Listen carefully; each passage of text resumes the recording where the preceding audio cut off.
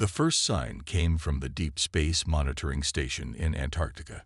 It was just another cold Tuesday morning when the sensors detected something unusual at the edge of the solar system.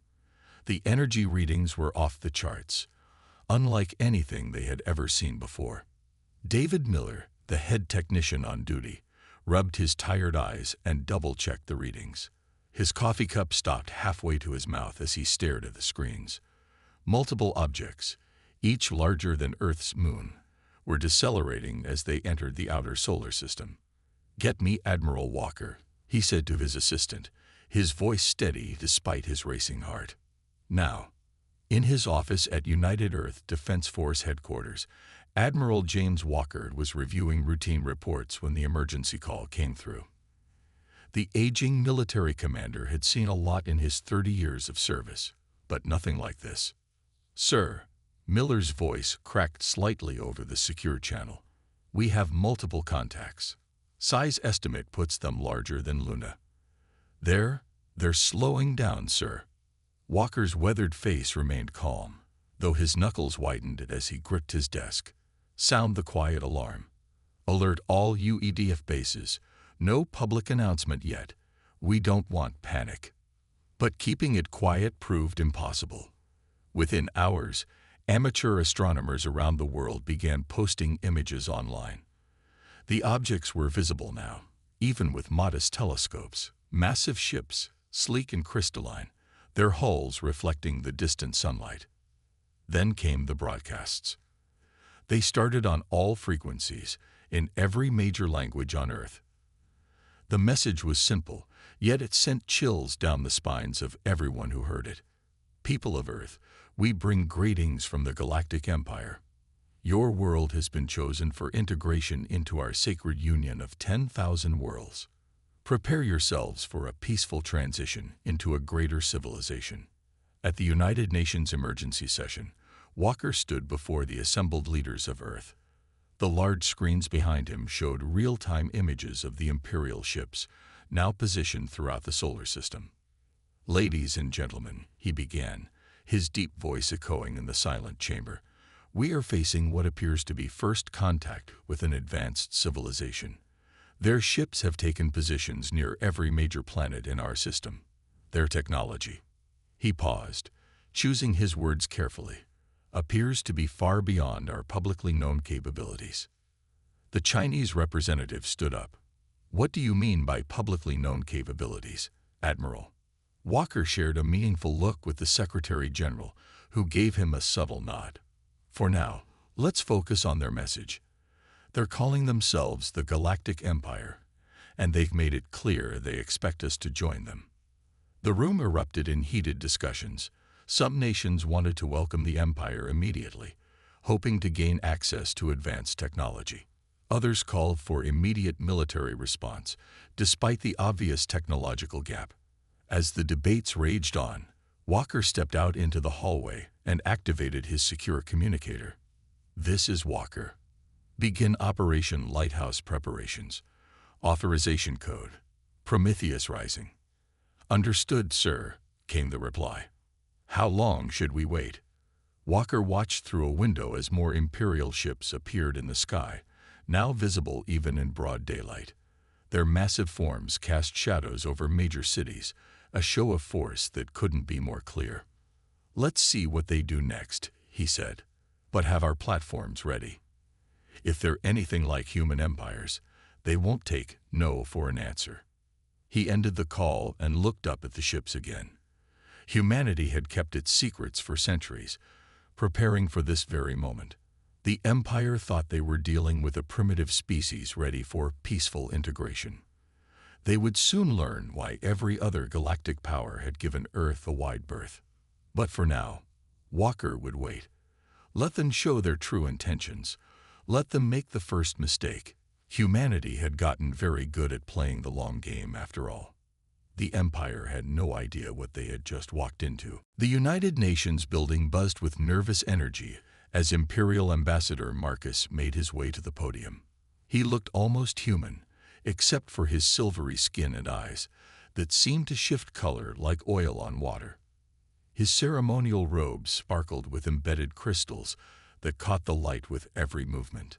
"Distinguished leaders of Earth," he began, his voice smooth and confident, "I bring you an opportunity unlike any other. The Galactic Empire spans 10,000 worlds, and we have chosen Earth to become our 10,001st. Dr. Emily Ross watched from her position in the analysts section, her fingers flying across her tablet as she documented every word, every gesture. As the UN's leading xenopolitical analyst, she had spent years studying possible first contact scenarios. Something about this felt wrong.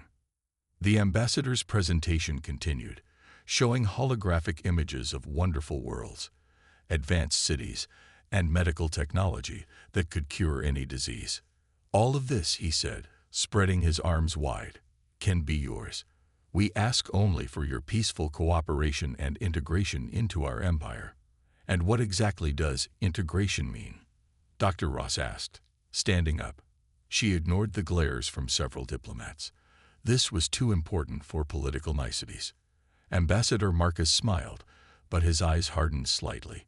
"Simply sign our standard integration treaty. We'll provide immediate technological upgrades, medical advances, and full protection under imperial law." Dr. Ross noticed how he avoided directly answering her question. After the session, she retreated to her office in the basement of the UN building.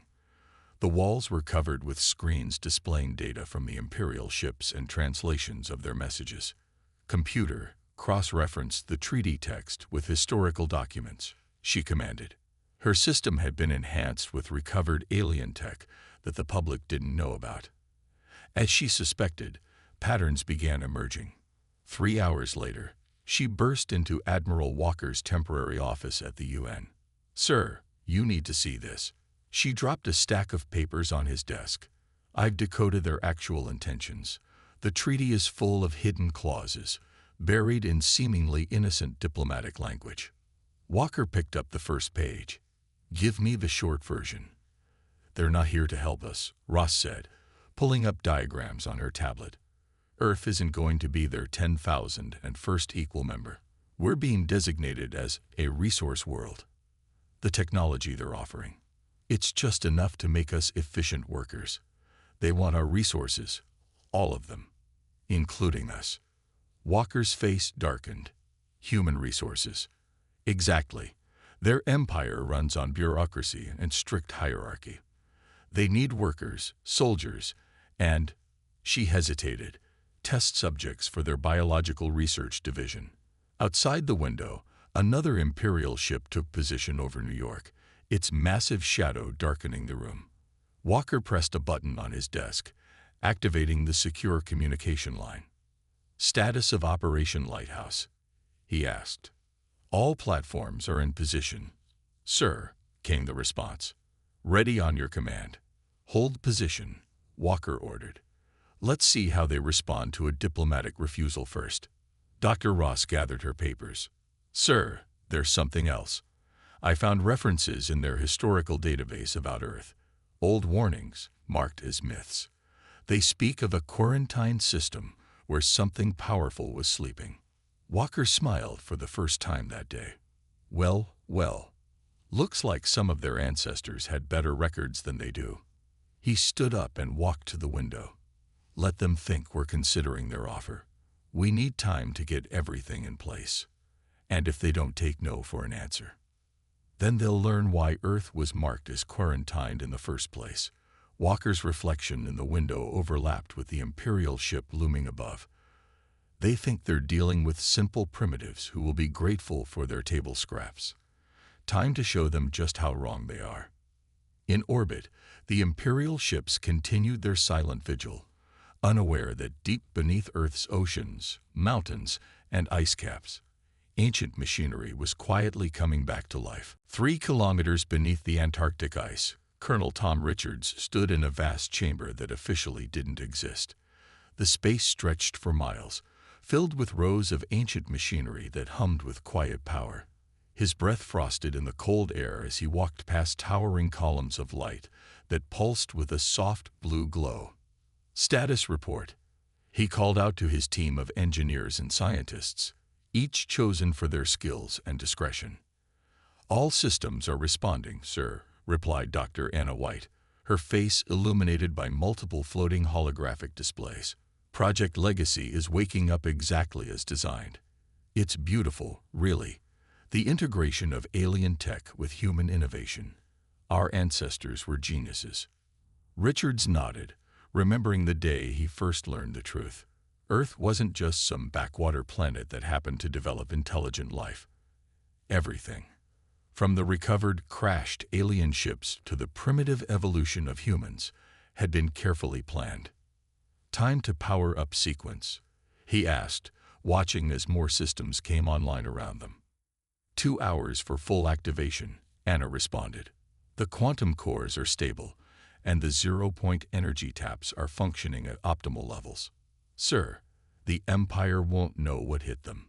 Above them, visible through layers of specially treated ice, Imperial ships continued their patrol of Earth's skies.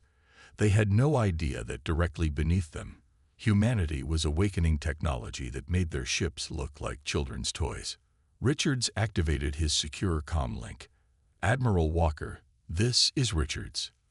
Project Legacy is at 60% and climbing. We're seeing green across all systems. Good, Walker's voice crackled through. The Empire's getting impatient. Their ambassador just demanded an answer to their generous offer within 24 hours. How long can you hold at partial power without them detecting anything? Richards looked at Anna, who held up 3 fingers. 3 hours max, sir. After that, the energy signatures will be impossible to hide. That should be enough time. Keep monitoring their ships. If they make any aggressive moves, you're authorized to bring the system to full power immediately. The chamber shuddered slightly as another piece of ancient machinery activated. Along the walls, symbols began glowing. A script older than human civilization, yet somehow familiar to everyone who saw it. It was as if the knowledge was buried deep in their genes, waiting to be remembered.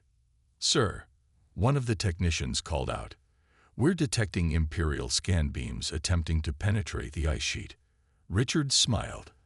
The ice wasn't just frozen water. It was a complex metamaterial developed centuries ago, designed to hide everything beneath it. Let them scan. All they'll see is solid ice and some geothermal activity. He walked to the central control platform, where a 3-dimensional map of the solar system floated in the air. Thousands of tiny dots appeared throughout the display, each representing a hidden defense platform that had been waiting dormant for generations. It's amazing, Anna said, joining him at the display. All these years, every nation thinking they were secretly hiding recovered alien tech, when it was all part of the plan. Keeping the pieces separated until they were needed. The best way to keep a secret, Richards replied, is to let everyone think they're the only ones who have it. Another tremor ran through the facility as the power levels continued to rise. In similar installations around the world, deep under the Pacific Ocean, inside the Amazon rainforest, beneath the Sahara Desert, other parts of Project Legacy were coming alive. Sir, Anna called out, her voice tight with excitement. We're detecting quantum handshakes from all other facilities. The network is forming exactly as designed. Humanity's defense grid it's beautiful. Richards watched as more lights came on throughout the chamber. Above them, the Empire's ships maintained their threatening positions, unaware that they were surrounded by a web of power beyond their comprehension. Let them think we're primitive for a few more hours, he said quietly. Soon enough, they'll learn why Earth was left alone for so long, and why their ancestors warned them to stay away. The Imperial ambassador's face filled the screens in the UN chamber, his silvery skin reflecting the light from multiple suns. Your time has expired, he announced. The Empire requires your answer now. Will Earth submit to peaceful integration, or must we demonstrate our power? Admiral Walker stood calmly at the podium, hands clasped behind his back. Behind him, screens showed Imperial ships moving into attack positions around Earth's major cities. The room was silent except for the soft sound of rushing air through the ventilation system. Ambassador, Walker said, his voice steady, we've prepared our response. But first, I believe a demonstration is in order. He touched the small device in his ear. Colonel Richards, execute Operation Lighthouse. In the Antarctic facility, Richards stood at the main control panel. Acknowledged, Admiral. All systems are go. He looked at Dr. Anna White and nodded. Light them up. Anna's fingers danced across the holographic controls, initiating full power-up sequence. All facilities reporting ready. Defense grid coming online. Now. Across the solar system, thousands of points of light suddenly blazed to life.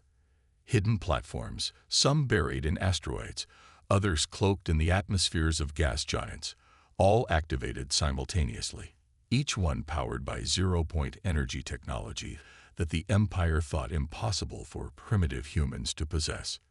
In orbit, Imperial sensors went crazy. Their ship's commanders watched in shock as energy readings appeared everywhere, surrounding their fleet in a web of power that dwarfed their own capabilities.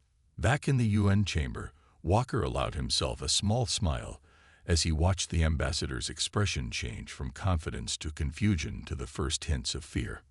What is this? The ambassador demanded. These readings, they're impossible. No, Ambassador, Walker replied. Not impossible, just carefully hidden. For centuries, we've maintained the illusion of being a young, developing species. We've watched empires rise and fall in our galaxy, choosing to remain apart, preparing for the day when someone would mistake our silence for weakness. On the screens behind him, points of light appeared around every Imperial ship, defense platforms deploying their weapons. Not the crude nuclear devices or plasma weapons the Empire expected, but quantum-locked gravity beams and temporal displacement fields. Those crashed alien ships you found in our history, Walker continued. The ones that helped you classify us as a pre-spaceflight civilization. We put them there. The primitive nuclear weapons you detected. A charade. The seemingly random spread of our defensive capabilities. All part of the plan. In the Antarctic facility, Richards watched as the global network synchronized perfectly. All platforms report ready, Admiral. Standing by. Walker's voice grew harder. Now, Ambassador, let me be very clear. This is Earth's first, last, and only warning. Remove your ships from our solar system. Revoke your claim on Earth. Tell your empire why every other galactic power has given Earth a wide berth for millennia. The ambassador had gone pale, his color-shifting eyes fixed on the energy readings his sensors were showing. These readings, they matched the ancient warnings. The quarantine system, it was you all along. Yes, Walker confirmed. To demonstrate our sincerity, he nodded to Richards through the comlink. One of the defense platforms activated, firing a precision beam that passed straight through an Imperial destroyer's shields as if they didn't exist. The massive ship's engines went dead, its systems frozen in a localized time-lock field. That ship isn't destroyed, Walker explained. It's simply paused. A small demonstration of technology we mastered long ago. Would you like to see what else we've been keeping in reserve? The ambassador swallowed hard. Around Earth, Imperial ships began backing away from their attack positions. You have 1 hour to begin your withdrawal, Walker concluded. After that, we stop being polite. Remember, Ambassador, you came to us. Remember that the next time your empire thinks about expanding in this direction. As the transmission ended, Walker turned to Dr. Ross. Send the data packet we prepared. Let them understand exactly what they almost started a war with. Across the solar system, Imperial ships began their retreat, their commanders wondering how they had so badly misjudged this primitive world that turned out to be anything but helpless. The Imperial High Command refused to believe their defeat could be complete. Their empire had conquered thousands of worlds, and no primitive planet would humiliate them. The order came down from the Imperial capital. Launch a limited invasion to put these upstart humans in their place. In the Antarctic Command Center, Colonel Richards watched the incoming vessels on the holographic display. They really don't learn, do they? Detecting 50 Imperial warships entering the system, Anna announced, her hands moving across the control panels. They're using a different approach vector, trying to avoid our known defense platforms. Richard smiled, as if that would help them. Admiral Walker, are you seeing this? I see them. Walker's voice came through clearly. Let them come a bit closer. Let's show them why their ancestors were so afraid of Earth. The Imperial fleet approached in perfect formation, their ships' weapons charged and shields at maximum power. Their commanders were confident. They had analyzed the energy signature that disabled their destroyer. They had adjusted their shields. They were ready. They were wrong.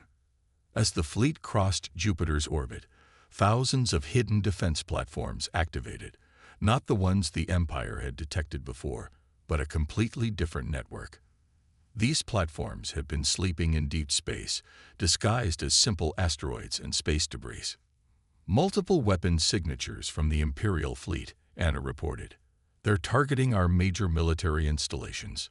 Richards nodded, just as expected. Activate the Shield of Dawn. Across Earth, ancient machinery hummed to life.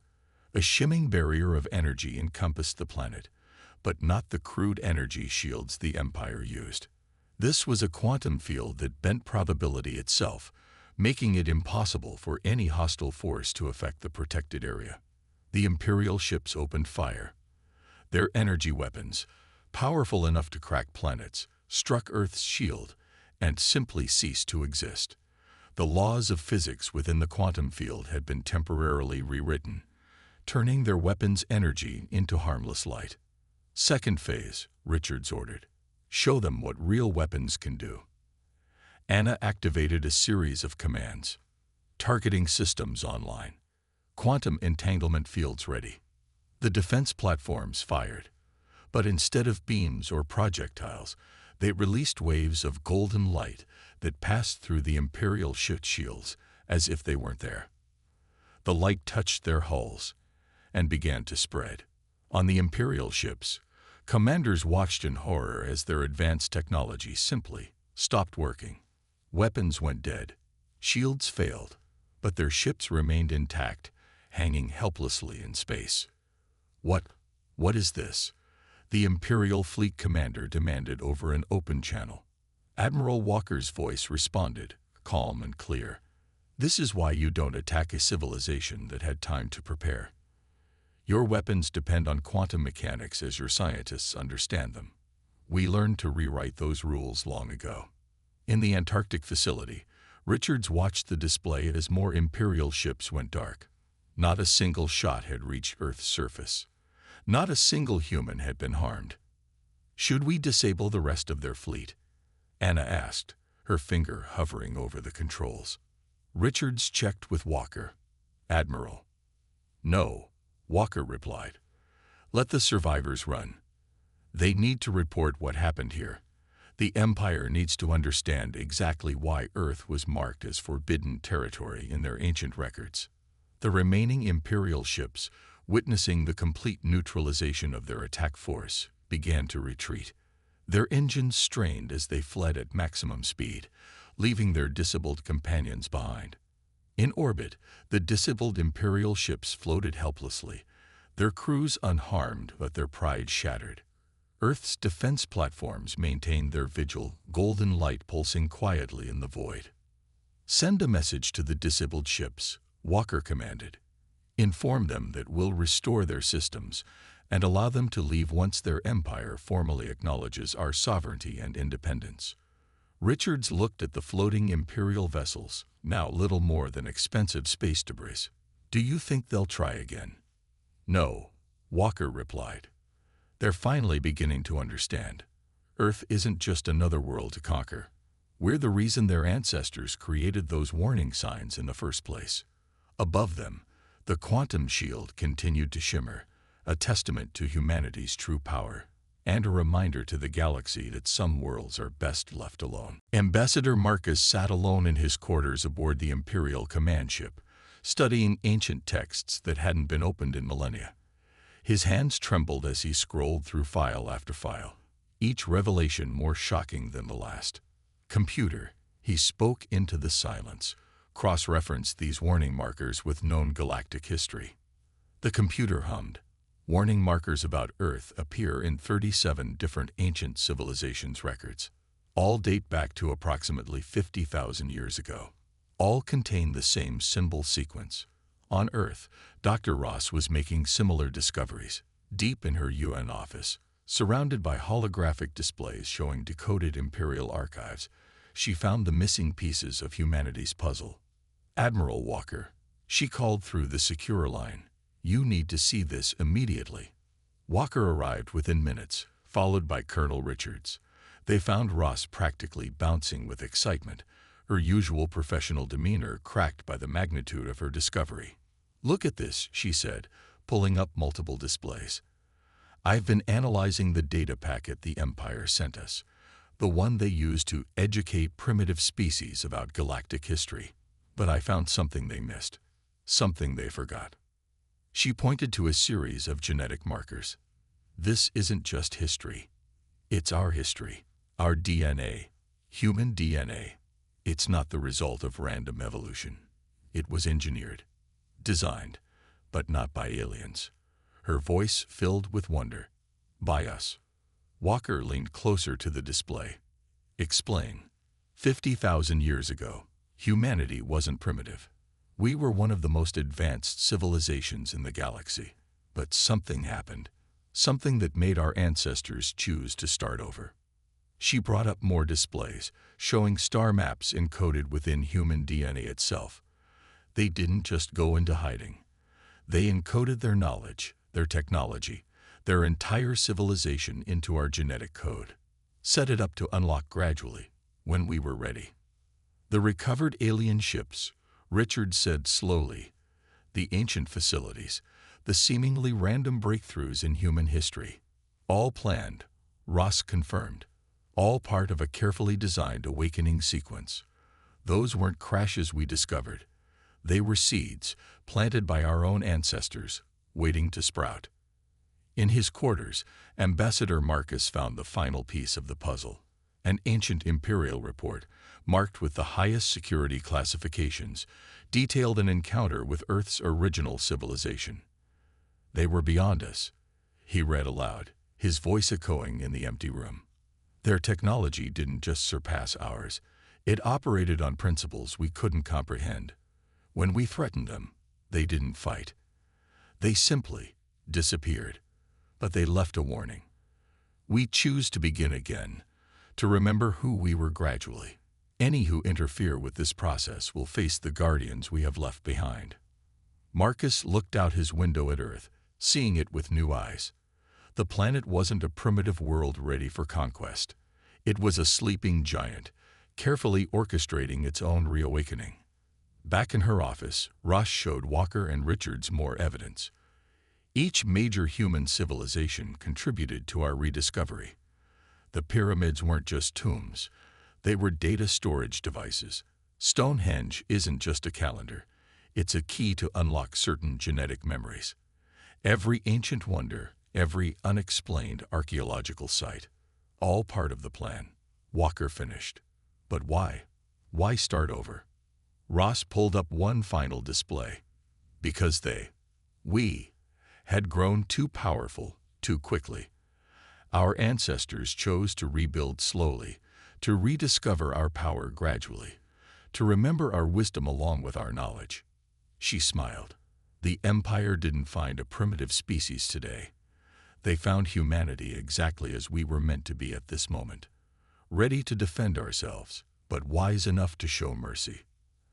Outside, Earth's defense platforms continued their silent watch, their technology a perfect blend of recovered ancient knowledge and new human innovation, just as the original plan had intended. 1 month after the failed invasion, Admiral Walker stood in the newly constructed Global Defense Chamber. Holographic displays showed the Imperial diplomatic fleet approaching Earth under heavy escort from human defense platforms. They're right on schedule, Richards noted, standing beside him. The colonel had spent the past week overseeing the restoration of systems to the disabled Imperial ships, each one a testament to Earth's merciful strength. Amazing how quickly their attitude changed. Dr. Ross added, looking up from her data tablet. From demanding our surrender to requesting peaceful talks. Nothing like a display of superior technology to encourage diplomacy. The Imperial ships came to a halt at the designated coordinates. This time, there were no threats, no shows of force. Instead, the Empire had sent their highest-ranking diplomatic team, led by the Imperial High Chancellor himself. Walker straightened his uniform. Time to show them what real civilization looks like. Project the meeting space. Between Earth and the Imperial fleet, a spectacular feat of human technology unfolded. Space itself seemed to ripple, creating a neutral meeting ground, a massive chamber hanging in the void, sustained by technologies the Empire still couldn't comprehend. Quantum architecture, Anna explained to the amazed Imperial sensors. We can reshape space-time as needed. Just a small demonstration of what humanity remembers now. The meeting began with the Imperial High Chancellor making a formal apology. His ornate robes couldn't hide his nervous demeanor as he faced the human delegation. The Galactic Empire acknowledges Earth's sovereign status, he declared, his voice carrying across space. We seek to establish diplomatic relations as equals, not conquerors. We also wish to learn, if you're willing to teach. Walker smiled. Earth accepts your apology, Chancellor. We have no desire for war or conquest. But understand this, we join the galactic community on our terms, as partners and equals. As the diplomatic talks proceeded, Dr. Ross and Colonel Richards stood in the Antarctic facility, examining a new discovery. The activation of Earth's defense systems had triggered something else, a message hidden deep within human DNA, waiting for this exact moment. Look at this, Ross whispered, her eyes wide with wonder. The holographic display showed star maps unlike anything they'd seen before, paths to places beyond the Empire's knowledge. Our ancestors left us more than just weapons, Richards realized. They left us a roadmap to our destiny. These coordinates, Ross pointed to specific clusters, they're not just random locations. They're other facilities, other catches of knowledge, spread across the galaxy. Earth was never meant to be our only home. It was meant to be our starting point. Above them, the diplomatic meeting concluded with the signing of the Earth Imperial Accord. The Empire would recognize Earth's independence and sovereign space. In return, Earth would share some of its medical and environmental technology, but nothing that could be used as a weapon. As the Imperial ships prepared to depart, Walker received one final message from the High Chancellor. We've updated all Imperial records, the Chancellor said. Earth is no longer marked as forbidden territory. Oh, Walker raised an eyebrow. And what does it say now? Now it says, Earth, cradle of the ancient ones. Approach with respect. Later that evening, in the quiet of the Antarctic facility, Ross showed Walker and Richards more of what she'd discovered in the genetic code. This was never about just defending Earth, she explained, bringing up more star maps. Our ancestors left us a choice. We can stay here, protected and powerful. Or, Walker asked, though he already knew the answer. Ross smiled, pointing to the countless stars marked in the genetic maps. Or we can follow their path, reclaim our place among the stars. Not as conquerors, like the Empire, but as explorers, as teachers, as the civilization our ancestors knew we could become.